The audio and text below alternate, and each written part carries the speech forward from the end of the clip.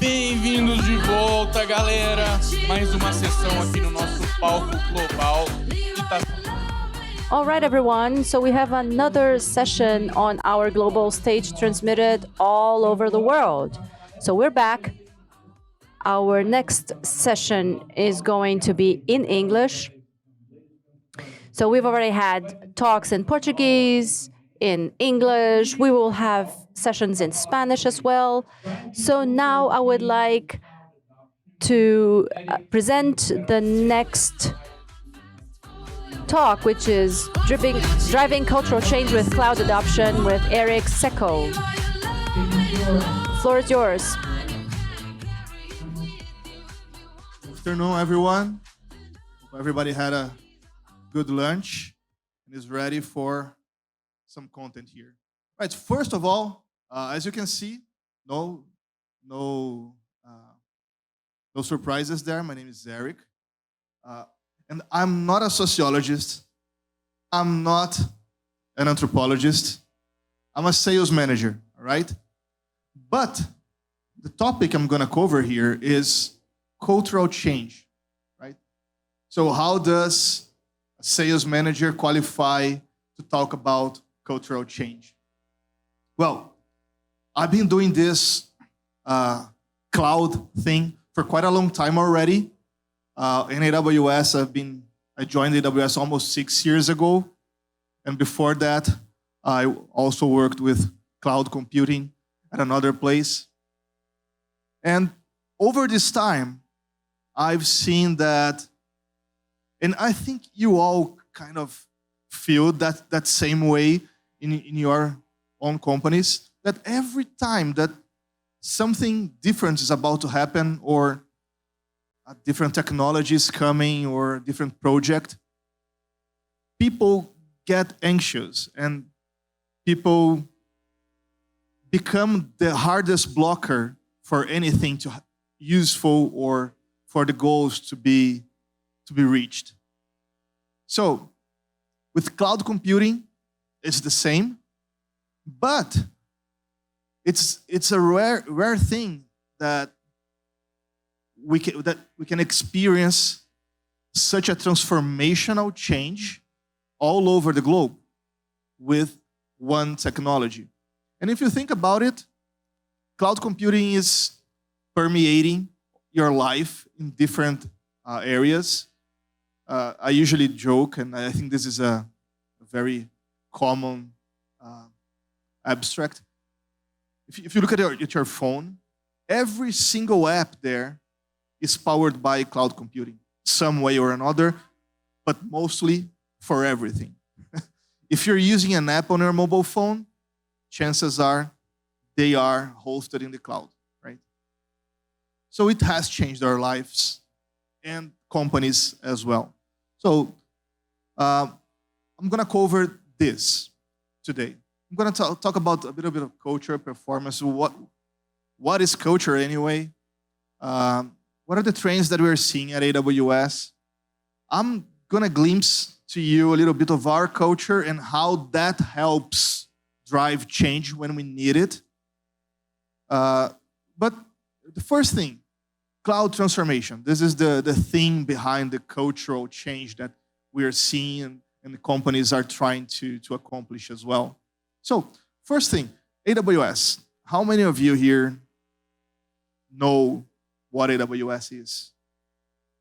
Amazon Web Services. All right, thank you, Mom. So many of you actually, despite the joke.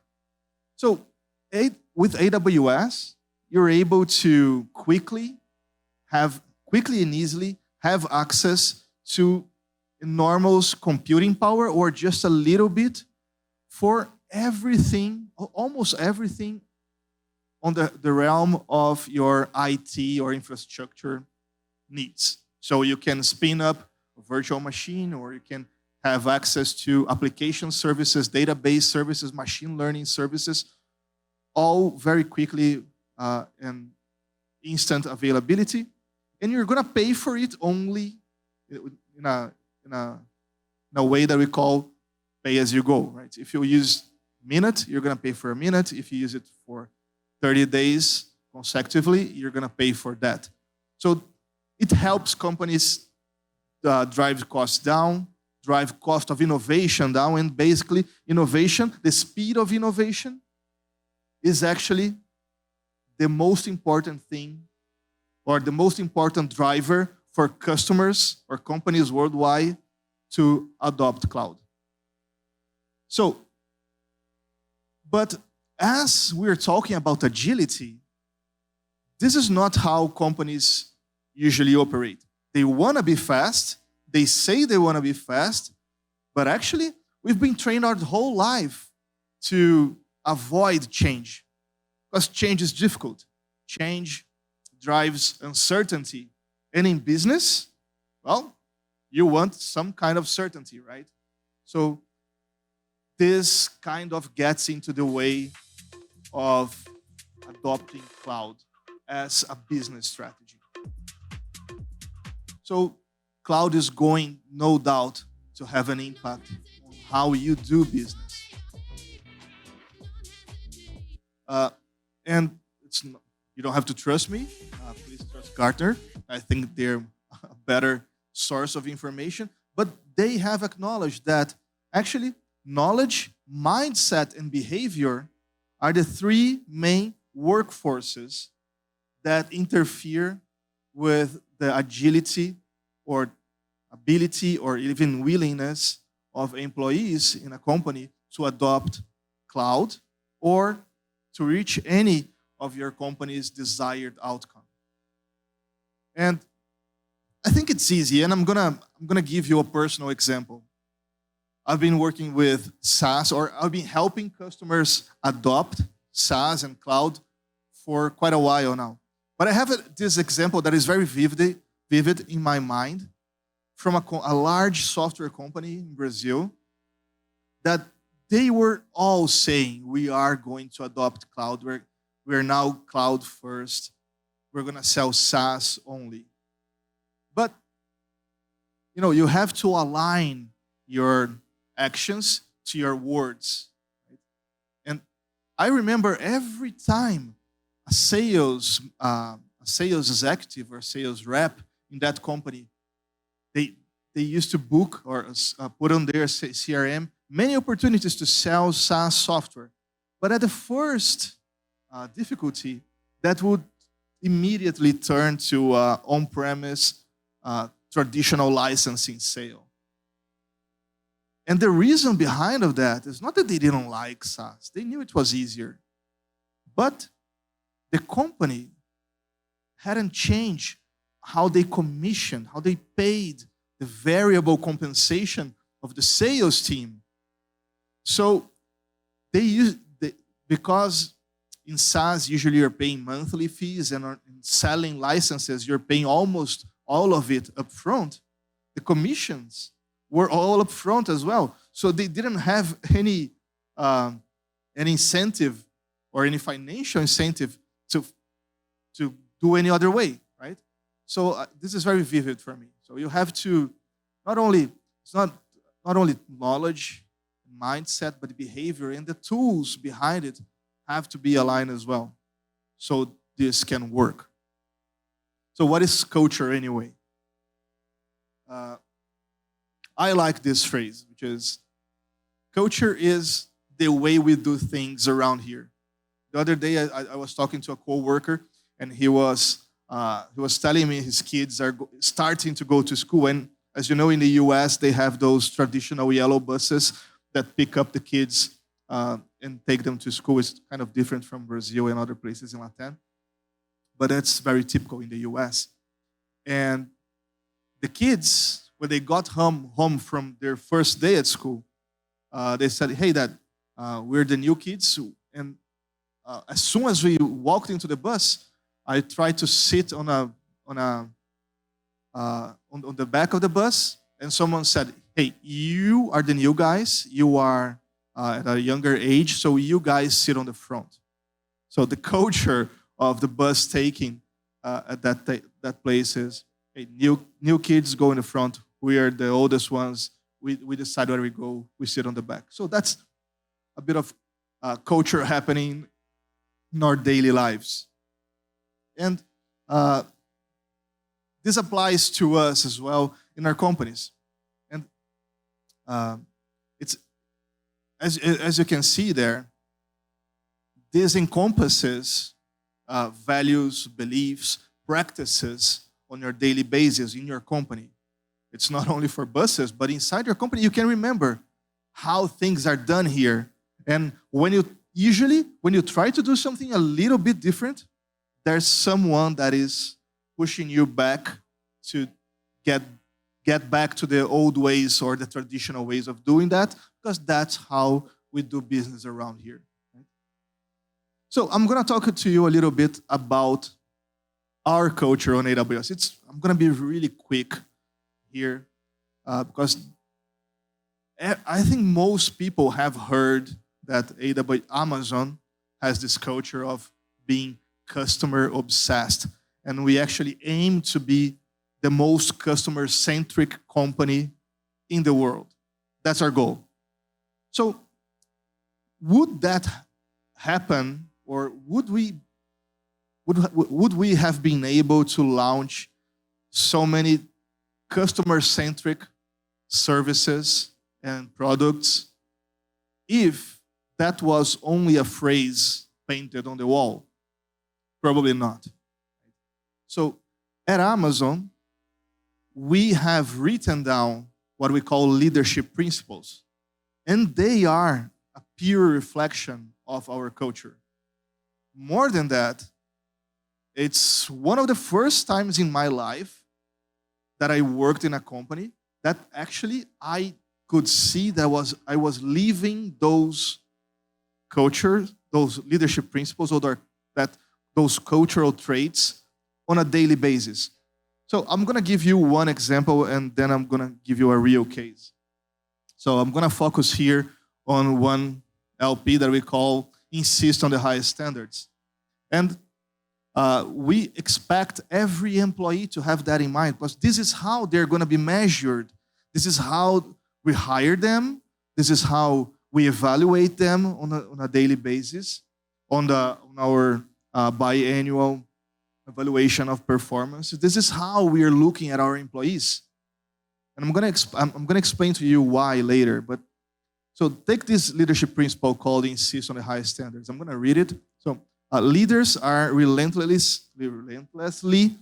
high standards. Many people may think that these standards are unreasonably high, but leaders continually raise the bar and drive their teams to deliver high-quality products, services, and processes. Leaders ensure that defects do not get sent down the line, and that the problems are fixed so they stay fixed.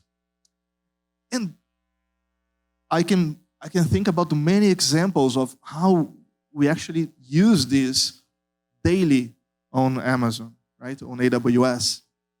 When a presentation or a paper gets sent to me by someone on my team, I expect them to have done their best. And sometimes we redo these documents 4, 5, 6, 10 times until we think they have the high quality that we expect. And that is true also for product development, for launching a new AWS services. So we drive that on a daily basis. So that's our culture. That's part of how we do things on AWS. And the fact that we reinforce it every day is what makes this culture, this trait, a real part of the culture. And as I said before, and for any type of change, but something happened, all right? Hope everybody at home is still seeing it, or at least seeing me. When it comes to cloud adoption, the biggest challenge isn't technology. Despite it's a hard thing to learn, there are many variables, many new services that someone has to learn to use it. The most difficult part about it are the people and the process that must change as well.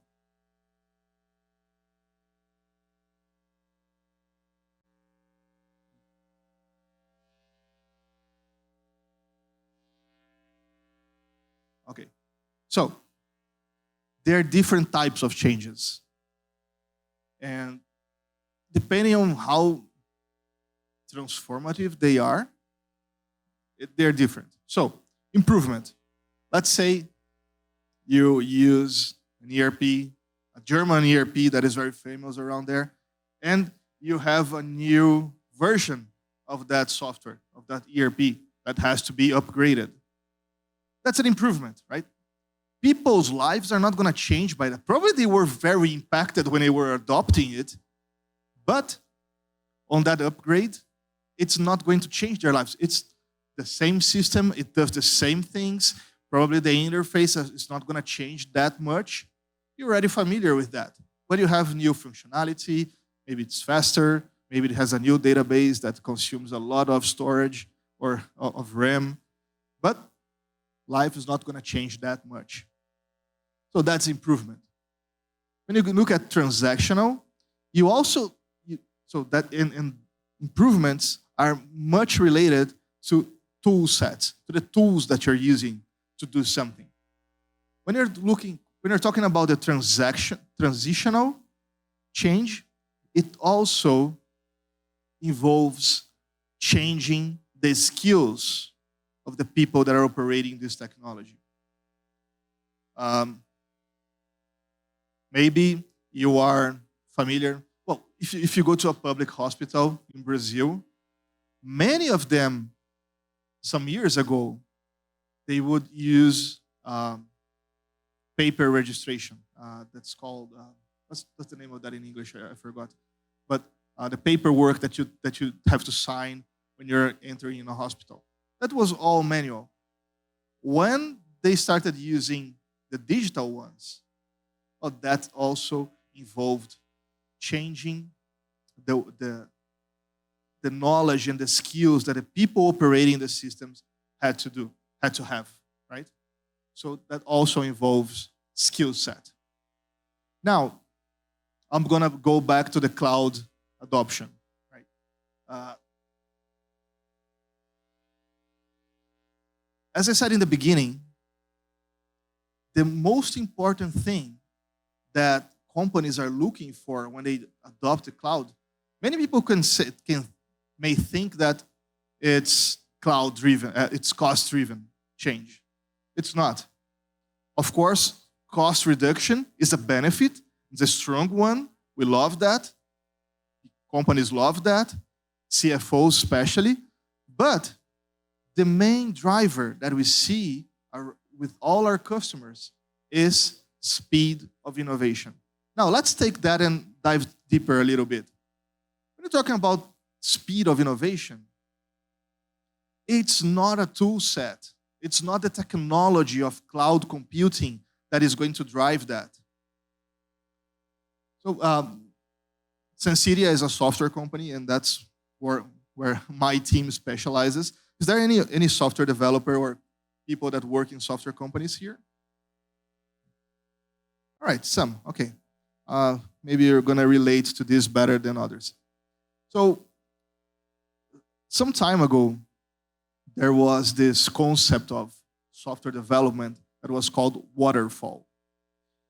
It was typical for companies that developed software in an architecture that we call monolith.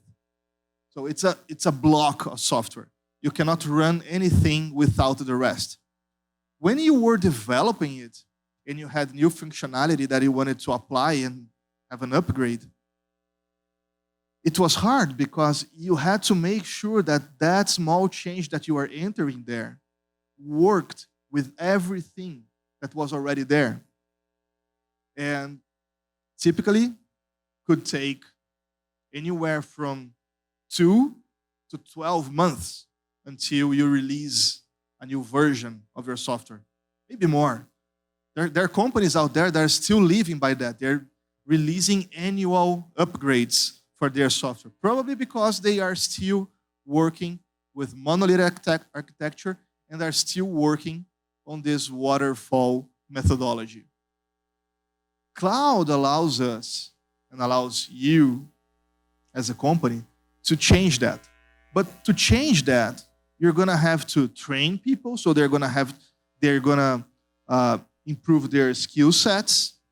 You're going to change your processes, because if you have a team of 500 software developers and product leaders, and they're gonna start developing in an agile way, in a microservices architecture, that's profound change in the processes of the company as well.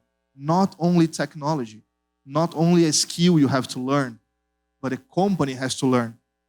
And if you look at this third column here, we enlisted many things that companies change to really take advantage of the cloud, or the transformation that cloud can provide. So it starts with communication change, which is on par for the other two. But we also include, like, you have to hire differently maybe. You have to evaluate people in a different way, probably. And your support teams are going to behave differently. Your sales teams are going to sell differently. Your sales compensation has to change. The evaluation of sales teams has to change. The way you hire people, train people, everything in your company is going to change. Many times, even the C-level changes, depending on how deep this transformation is for that company, and if that person is able to change with them. So it's profound. And I want to talk about, and this next slide is a bit different. We decided this morning that we're going to do this the whole thing in English. So I will translate for those that are at home as well. So I want to talk about a very interesting case and very important case in Brazil. Itaú, for those who don't know, is the largest financial institution in Latin America. And they started a cloud journey a few years ago. And it's funny because some of you may look at it and say, yeah, it's easy, right? You are Itaú. You have almost endless resources. You have many, many people, and you can do whatever you want because you have all these resources. On the other hand, someone can say, man, how hard it is to change an institution this large and who has this huge impact on everyday life of tens of millions of Brazilians, actually of Latin Americans, because they are in other countries as well. So change is very hard for a company this size. Change is hard anywhere. But I like this case because it demonstrates what we're talking about. Change has to be aligned in every level. If a company decides to change something as profound as their base technology and how fast they want to drive business, how fast they want to innovate, everybody has to be aligned. And here we have 3 different high-level, C-level, or board member stakeholders that clearly are aligned with that change. So I'll start with the first one there. So being digital goes beyond operating digital channels. This is a change, a cultural change that requires differentiating yourself in how you operate and how you think about your new solutions. So this is the CIO back in 2022 when they were already doing their cloud transformation. Also, and I happen to admire Itaú CEO Milton Mahuli, because you see, if you look at the bank structure right now, they don't have a bunch of C-levels, at least not on paper, right? They act like one. But reporting to the CEO are directors.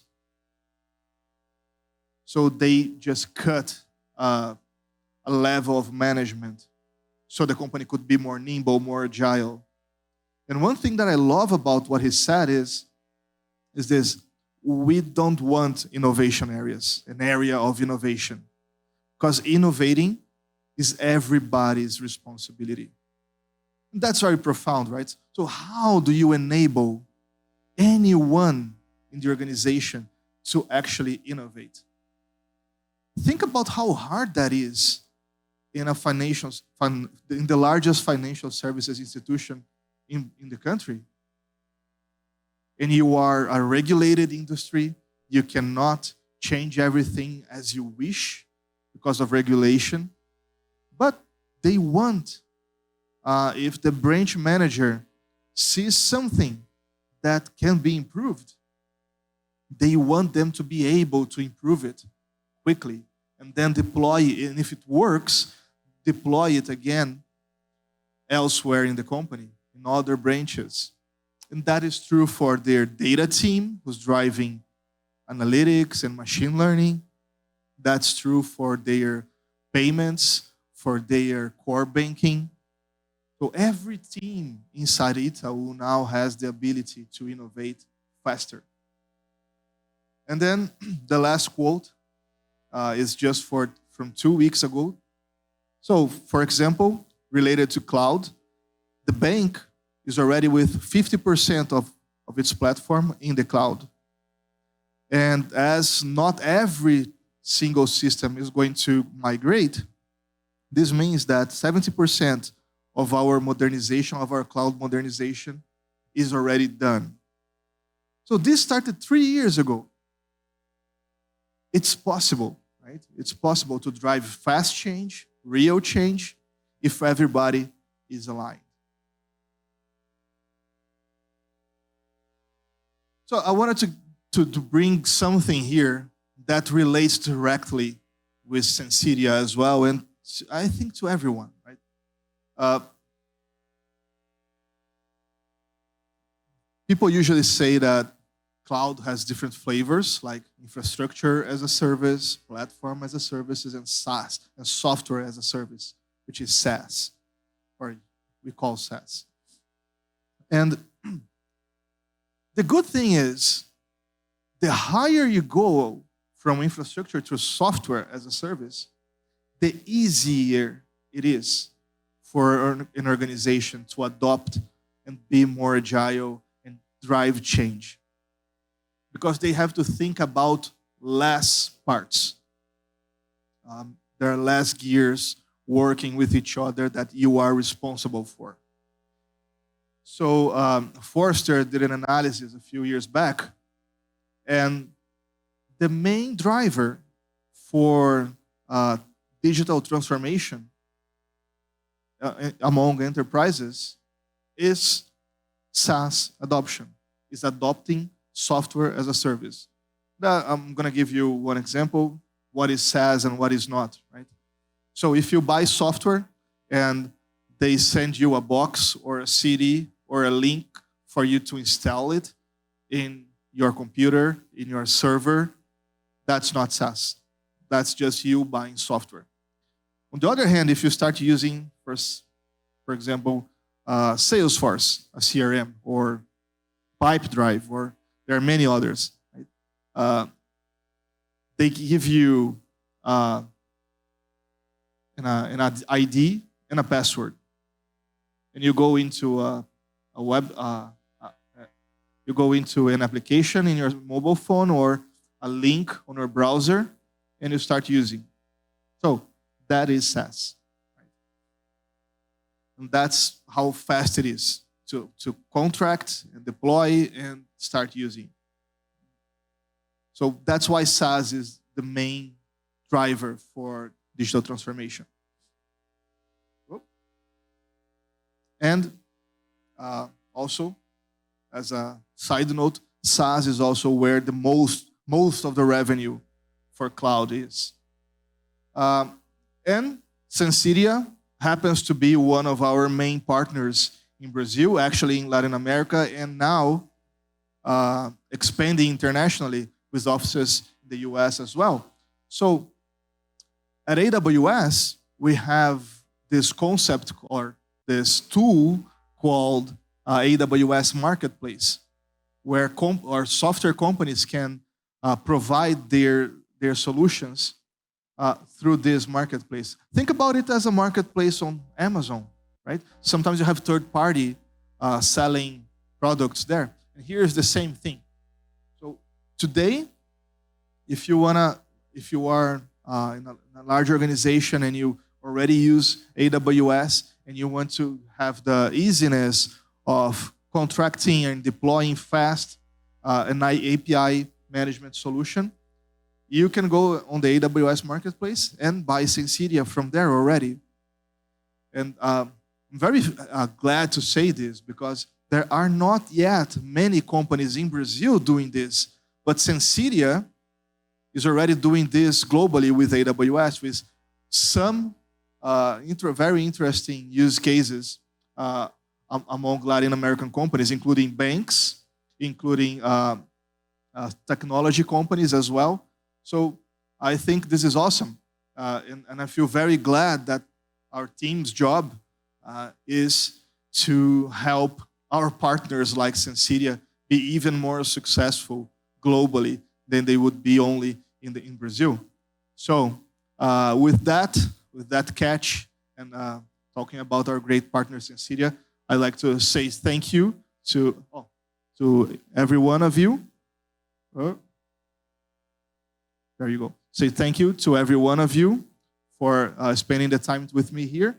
And I think we may have some questions from the audience. Yes, Éric. We do have some questions from the audience, and we do have some time to respond. By the way, awesome session. Thank you so much. Thank you so much for the invitation. Thank you so much. So we got a couple of questions from the audience. And first one, how would you advise innovators that are in more traditional or change-resistant cultures? All right. Yeah. So that happens quite frequently. I feel that change can come from two ways, right? Bottoms up or top down. Of course, they're better with if you're able to align it and the C-level of the company is bought into that idea. But he's going to need everyone in the company to make that happen. He cannot do that alone. And the team from the bottom up, developers and managers, and they cannot do that without the CEO buy-in because they have the power to say, hey, we're going to do things the way we used to. So first, I think you have to demonstrate the benefits of being faster, demonstrate the benefits of revenue flowing or generating new revenue streams that you would maybe take years to develop if you are doing the traditional way. And if you are already in an agile, cloud-driven, cloud-first culture, then you're gonna be able to benefit from that really quickly. And I can give you just one example of that. During the pandemic, one of our partners, who happens to be an e-commerce platform, everything was at home, right? They were already selling a lot. But what happened was podcasts and videocasts became so popular, right? They already existed, but they were not so popular before.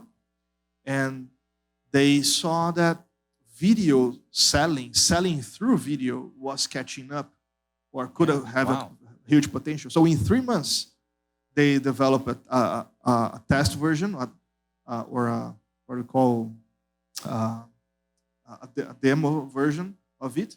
But in 3 months, they had a production-ready live streaming platform connected with their commerce platform. So it's a live commerce. So you're watching video on your TikTok, and if you want to buy this product from their customer, you just click there and you see the price and you buy it instantly through the video. So that was done in 3 months. That wouldn't be possible in a traditional environment. That is awesome. That is awesome. And connected to that question, how do you see the customer behavior driving those changes? Because that is outside in change process, right? Where your customer is expecting a different level of service, and then he's driving the change to the Precisely. inside. Yeah, that's true.